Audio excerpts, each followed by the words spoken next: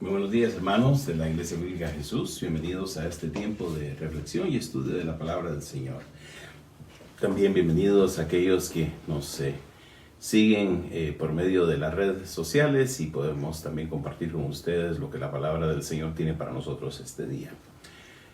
Como mencionamos al cerrar nuestro sermón la semana pasada, hoy es el primer domingo de Adviento, es la primera fecha en este tiempo de preparación, de reflexión, para recordar la venida de nuestro Señor Jesucristo. Debido a eso, vamos a detener nuestro estudio en el libro de los Hechos por estos días, por este tiempo especial, y vamos a estar reflexionando en pasajes de la Biblia que tocan el tema de la venida de nuestro Señor Jesucristo. De hecho, la palabra Adviento, una forma corta de advenimiento, significa precisamente eso, venida.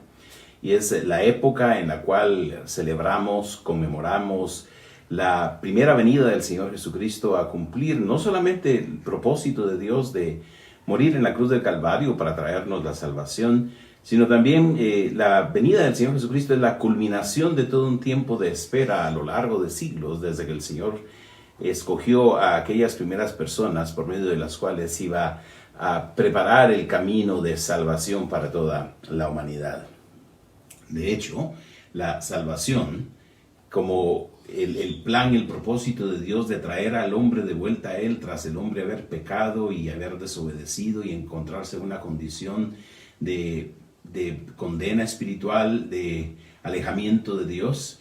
La salvación es algo que Dios a lo largo de la historia ha ido preparando y es lo que se conoce como esa historia de la salvación. Y como parte de ese proceso, Dios escogió a personas en el camino de la historia para que por medio de ellas Él pudiera manifestar no solamente su voluntad, sino su gracia y su misericordia para toda la humanidad. Y de hecho, si bien es cierto, la salvación es algo que abarca a toda la humanidad, a todos los hombres, Dios, de alguna manera, a Dios le plugo o le plació escoger a un pueblo por medio del cual Él habría de manifestar su gracia y su misericordia. Parte de ese proceso de escoger a este pueblo, cuando llamó a Abraham y le dijo que saliera de su tierra de su tierra propia a una tierra que le mostraría, a quien también le hizo una promesa de que por medio de él habría de dar bendición a todas las familias de la tierra. Y de esa manera es que a Abraham se le conoce como el padre de la fe, porque él respondió a Dios con fe, y al responder con fe, Dios le justificó, es decir, Dios le aceptó como una persona que iba a actuar y vivir de acuerdo a la voluntad de Dios. Al escoger a Abraham, a quien se le llama también en la Biblia amigo de Dios, escogió también a una familia de la cual formaría una nación, a través de la cual vendría esa simiente, esa promesa, ese cumplimiento, para poder traer salvación a toda la humanidad. Desde que Dios llamó a Abraham, la historia bíblica camina o se dirige hacia ese cumplimiento, y la expectación que se mantuvo a lo largo de los siglos fue una expectación de poder anticipar que Dios no solamente trajera al hombre la salvación, sino diera al hombre la liberación completa. La historia de la humanidad es una historia de esclavitud, y ese es un aspecto que con frecuencia pasamos por alto. Esclavitud a las circunstancias, a lo que Pablo llamará en el pasaje que reflexionaremos hoy, los rudimentos de este mundo, los sistemas de este mundo impuestos de alguna manera por fuera en las costumbres y las necesidades, pero de alguna manera también algo que Dios mismo preparó y que se convirtió en algún momento como un estorbo para poder entender adecuadamente lo que el Señor Jesucristo habría de darnos en esa plena liberación. El apóstol Pablo, en la porción que vamos a comparar hoy, compara lo que Dios nos ofrece con la condición de un esclavo y con la condición de un hijo.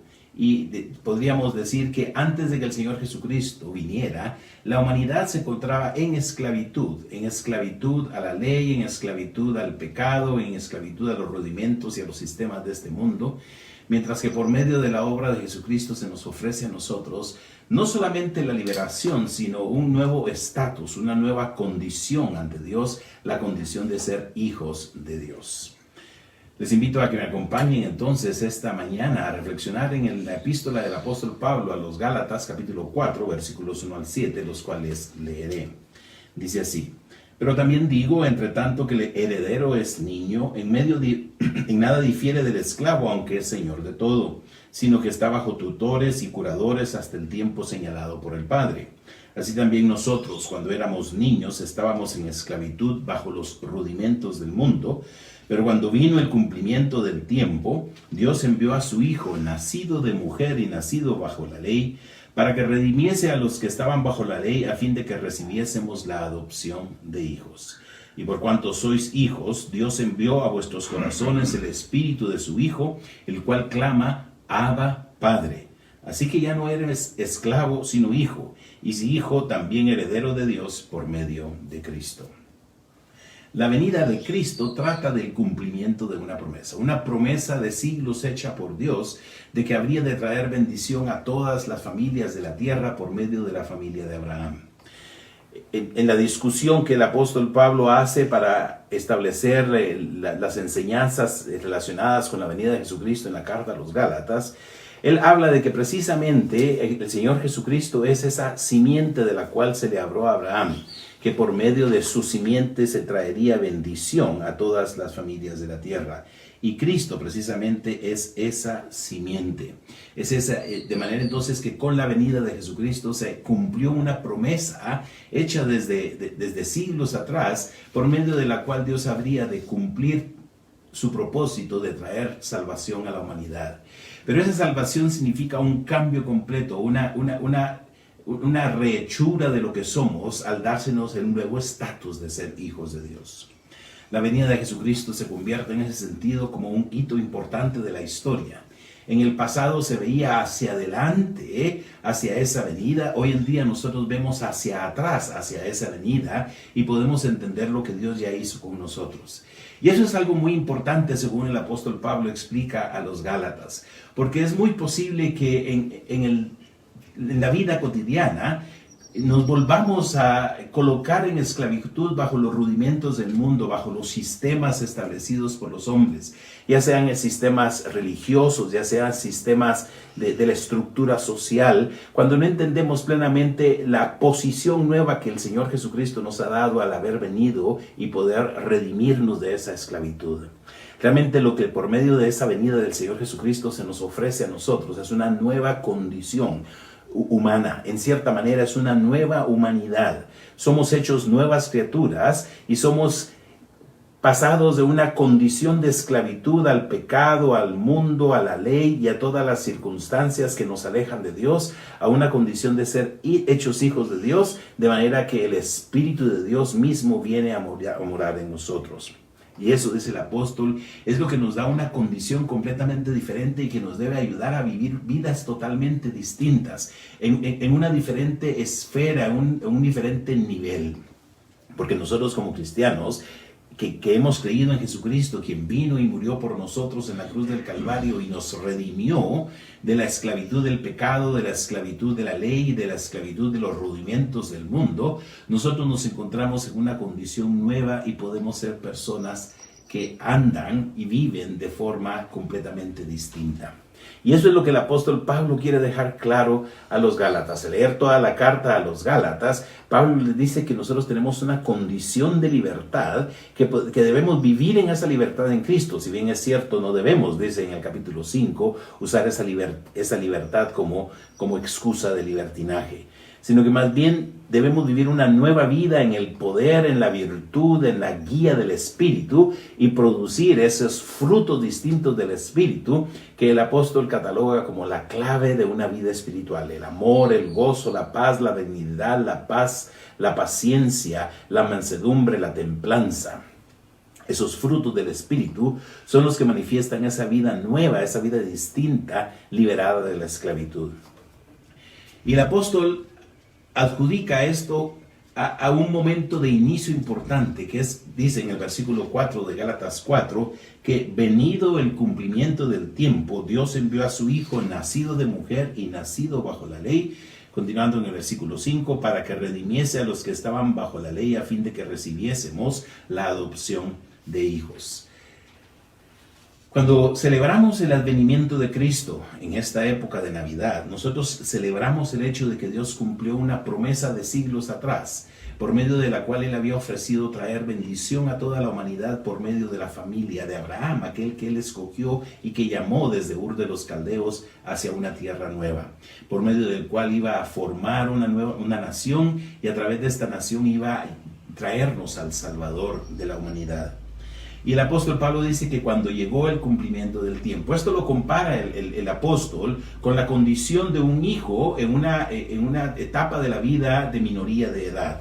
Y si bien es cierto, el padre le ha dejado una herencia, aquel niño menor de edad no la administraba en el mundo grecorromano, se encargaba especialmente a esclavos que eran esos curadores, esos ayos, esos administradores. Y mientras el niño no llegaba a la mayoría de edad, no tenía un control completo de esa herencia, sino que más bien eran aquellos administradores quienes administraban precisamente lo que era suyo. Hasta el tiempo, dice el apóstol Pablo, señalado por el Padre. De manera entonces que antes de que el Señor Jesucristo, la humanidad, el hombre en general, se encontraba en esa situación de estar en esa minoría de edad, porque no había llegado el momento cuando Dios estaba dando esa oportunidad de hacernos hijos adoptados de Él, que pudiéramos gozar plenamente de todas las bendiciones que Él tiene para nosotros. Por eso dice el apóstol Pablo en el versículo 3, así también nosotros cuando éramos niños estábamos en esclavitud bajo los rudimentos del mundo.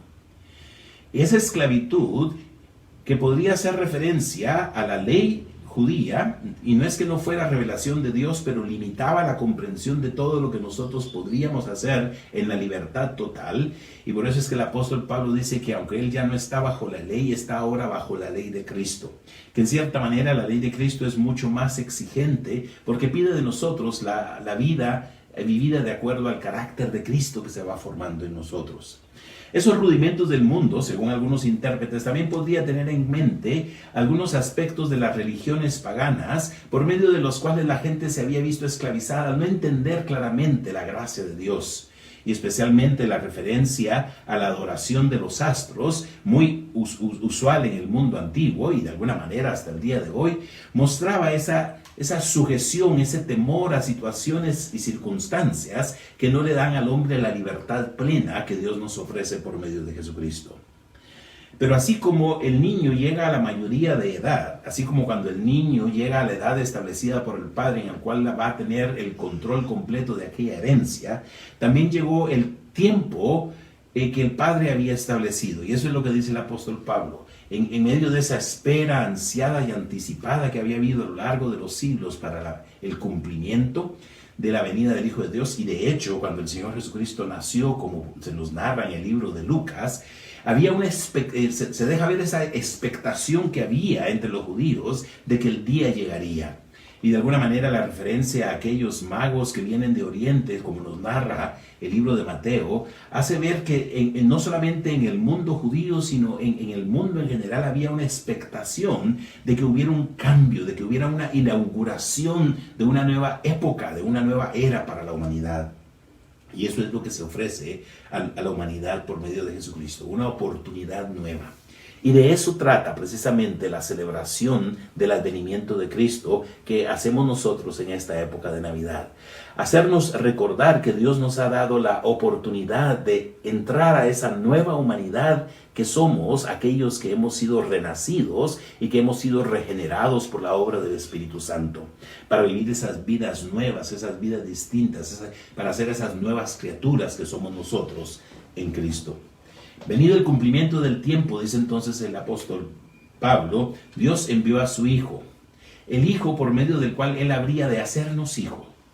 Y ese Hijo de Dios, el Hijo eterno de Dios, nació, dice, de mujer y nació bajo la ley. Aquel Hijo de Dios se colocó bajo la obediencia a la ley que Dios había dado a la humanidad por medio de la nación de Israel. De suerte entonces, como el Señor Jesucristo mismo dijo, Él no había venido para romper la ley, sino para cumplir la ley. De manera que podría de esa manera demostrar que la ley era posible vivirla aunque el hombre no puede de sí mismo por su pecado, pero el Señor Jesucristo nos da la oportunidad de ser hechos hijos de Dios por su propia justicia. Y eso es de lo que el apóstol Pablo habla tanto en esta carta a los Gálatas como en la carta a los Romanos, que somos justificados por medio de la fe en Jesucristo. Dios nos ve a nosotros a través del Señor Jesucristo, quien es el único que pudo someterse plenamente a esa ley. Y el propósito de haber nacido en esa condición, el Hijo de Dios nacido de mujer y bajo la ley, era para que redimiese, dice, a los que estaban bajo la ley, a los que estaban, por decir así, bajo la condición de niñez, de minoría de edad, y ofrecerles, dice, el recibir la adopción de hijos, entrar a la condición de plena mayoría de edad por medio de lo que se ofrecía por medio de Jesucristo. Y eso es lo que significa la adopción de hijos, que Dios ahora nos ha hecho hijos plenamente suyos y podemos vivir de acuerdo a la voluntad de Dios, porque el Espíritu de Dios es el que va formando en nosotros el carácter de Cristo. Y eso es lo que dice el apóstol: y por cuanto sois hijos, Dios envió a vuestros corazones el Espíritu de su Hijo, el cual clama, Abba Padre. En la carta a los Romanos, el apóstol Pablo dice en el capítulo 8, versículo 15, que el Espíritu mismo da testimonio a nuestro espíritu de que somos hijos de Dios. Y él dice ahí, clama también en nosotros, Abba Padre. Esa regeneración espiritual, ese nuevo hombre que se forma en nosotros por medio de la fe en Jesucristo, es el que permite que podamos vivir ahora en esa nueva libertad que tenemos en Cristo. Y eso es lo que el apóstol Pablo le dice a los Gálatas, quienes estaban en el peligro de someterse nuevamente a esos rudimentos antiguos de los que habíamos sido liberados. Y el apóstol Pablo les dice: oh Gálatas insensatos, dice, ¿quién los engañó para que ustedes pensaran que tenían que volver a aquello cuando ustedes ya han sido libertados plenamente en Jesucristo? Y se nos ofrece entonces no una esclavitud, sino se nos ofrece el estatus de hijo. Pero no solamente el estatus de hijo, dice, así que ya no eres esclavo sino hijo, y si hijo, también heredero de Dios por medio de Cristo. Y así como vemos nosotros atrás en esta época de Navidad, al celebrar el advenimiento de Cristo, cuando vemos hacia atrás a la venida de Jesucristo, también es una oportunidad de ver hacia adelante, al tiempo cuando se habrá de cumplir otra promesa de Dios, de que su Hijo venga nuevamente para hacernos herederos totales de la gloria que Dios ha prometido para nosotros. Esa gloria no solamente tiene que ver con una condición o situación fuera de este mundo, en el cielo, si pudiéramos decir, sino poder participar de esa nueva creación, de esos nuevos cielos y esa nueva tierra que Dios tiene preparados, aquellos en los cuales, dice el apóstol Pedro, mora la justicia. Y esa es la condición, y eso es lo que celebramos nosotros en esta época de Navidad. Indistintamente de si el nacimiento del Señor Jesucristo ocurrió o no ocurrió en esta fecha determinada, y dejando a un lado la oposición que existe en algunos medios de celebrar la Navidad vinculándola con una celebración pagana antigua, y de hecho en algún momento aprovecharemos la oportunidad también para explicar lo inapropiado de rechazar la celebración de la Navidad por asociarla con las fiestas paganas. Indistintamente de todo esto, nosotros debemos celebrar el advenimiento de Cristo porque es la oportunidad de recordar que Dios nos ha dado la posibilidad de ser una nueva humanidad al ser hechos hijos de Dios. Y no solo hijos, sino herederos de Dios por medio de Jesucristo. Dios ha hecho una gran cantidad de promesas, y así como en el pasado hizo la promesa de traer la salvación por medio de su Hijo Jesucristo, que cumplió cuando el Señor Jesucristo vino, hay una gran cantidad de promesas de toda la herencia que Dios tiene para nosotros, porque somos herederos suyos y que anticipamos que Él ha de cumplir. Así que en la Navidad vemos hacia atrás, pero también vemos hacia adelante. Celebramos una venida, pero anticipamos una segunda venida, en la cual Dios habrá de traer a cada uno de nosotros la oportunidad de participar plenamente de todo lo que Él ha querido darnos desde que creó al hombre y le permitió ser creado a su imagen y semejanza. Así que en esta Navidad celebremos que Dios fue fiel al enviar a su Hijo y cumplir una promesa. Pero también Dios será fiel de cumplir todas las promesas que Él tiene para nosotros. recordemos también que Dios nos ha hecho nuevas criaturas y nos ha dado un nuevo estatus, la condición de hijos suyos, pero también la condición de herederos suyos. Como parte de nuestra celebración de Navidad y nuestro tiempo de reflexión, como familia y también como Iglesia Bíblica Jesús en los últimos años, hemos seguido la tradición de la corona de Adviento. Y para poder hacer esta corona de Adviento, dejaré el tiempo a mi esposa Mayra para que ella nos guíe en ello.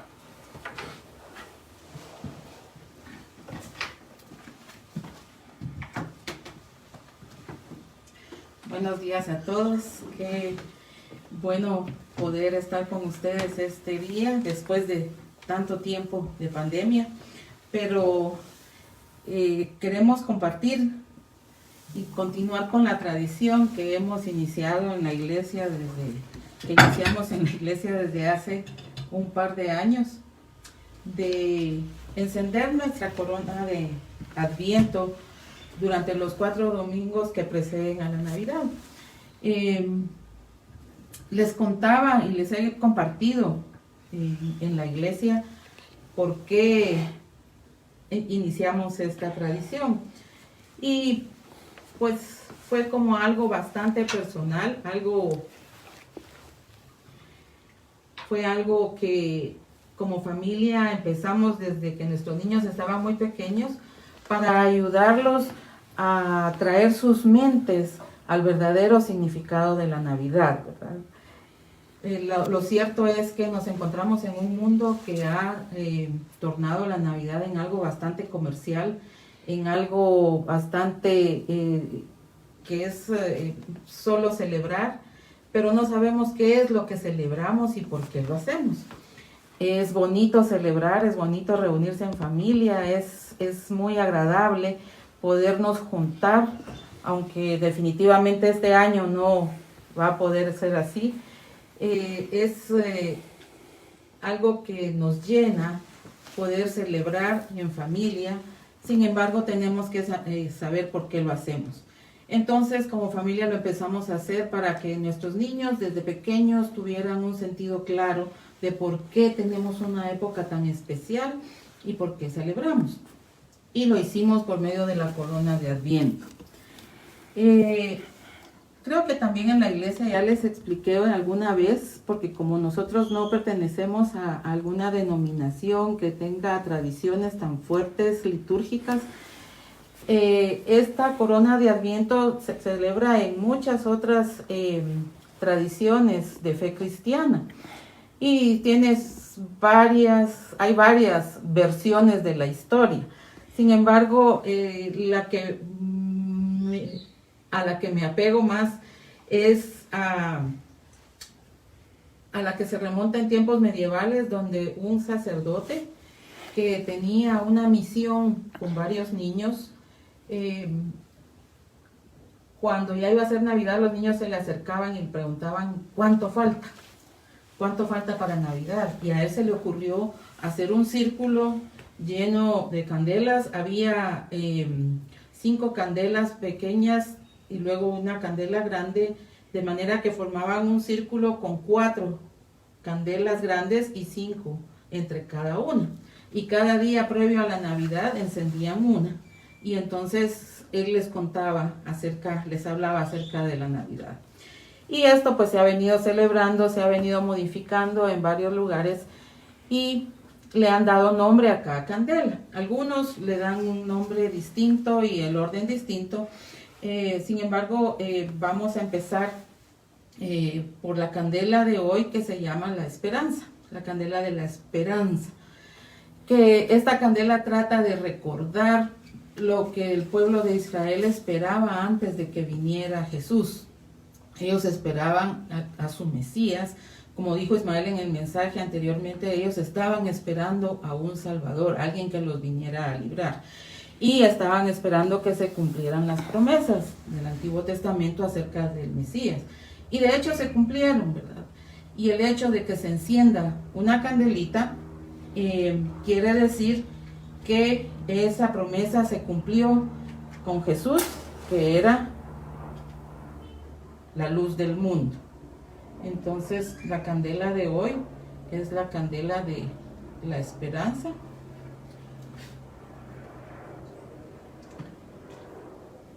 ¿Y qué es lo que nosotros esperamos? ¿Qué es lo que de qué tenemos nosotros esperanza?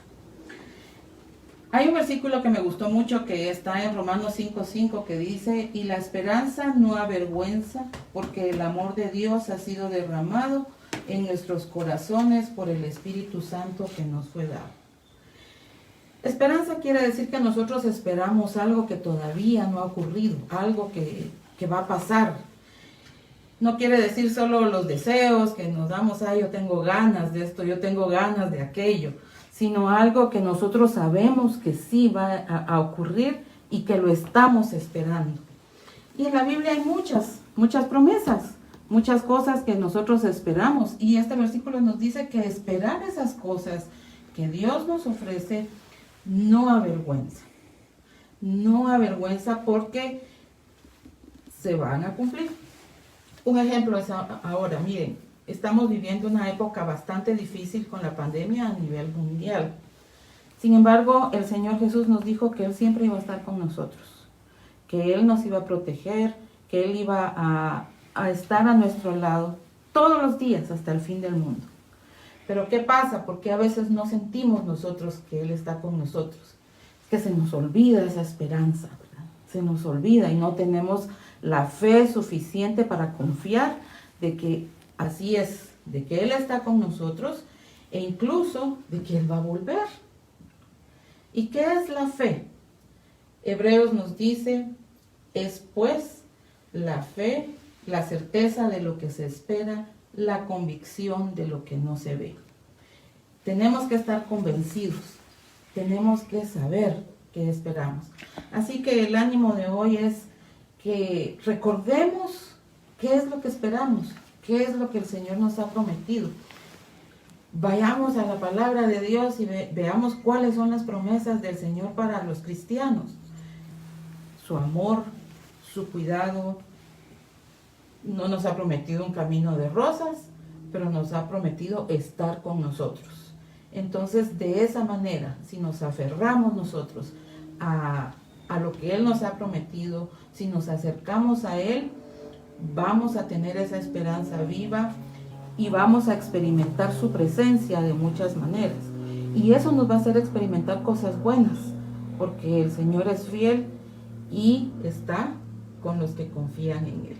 Así que yo los invito a que este Adviento puedan ustedes reunirse en familia y puedan recordar qué es lo que significa la Navidad. No vamos a poder estar juntos, en la iglesia no nos vamos a poder comer nuestro tamalito, ni nos vamos a poder dar nuestro abrazo, pero esperamos a que en medio de eso el Señor se manifieste y esté con nosotros, nos bendiga, nos ayude, nos prospere en la medida de lo posible y nos muestre su mano de distintas maneras. Así que Dios los bendiga, hermanos, y primero Dios, nos vemos la próxima semana con el mensaje y con la candela de Adviento también.